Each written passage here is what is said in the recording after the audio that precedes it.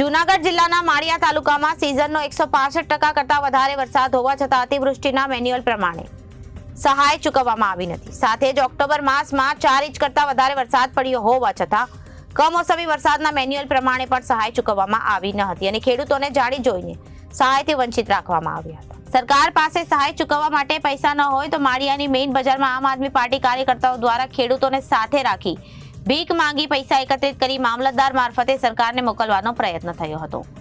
માત્ર બારદાન નહીં હોવાથી છેલ્લા 14 દિવસથી માળિયા તાલુકામાં ટેકાના ભાવે મગફળી ખરીદીને સેન્ટર બંધ છે, જેનાથી ખેડૂતો ખૂબ જ હેરાન થઈ રહ્યા છે। ત્યારે માળિયાની બજારમાં બારદાન માટે પણ ખેડૂતોને સાથે રાખી આમ આદમી પાર્ટી દ્વારા ભીખ માંગી આજ રોજ મામલતદાર મારફતે સરકારને બારદાન તેમજ રોકડ રકમ આપવામાં આવી હતી।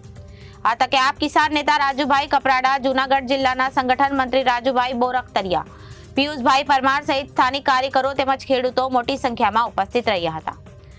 રિપોર્ટર મહેશભાઈ ઉતેરિયા, ABC ન્યૂઝ, સુરેન્દ્રનગર।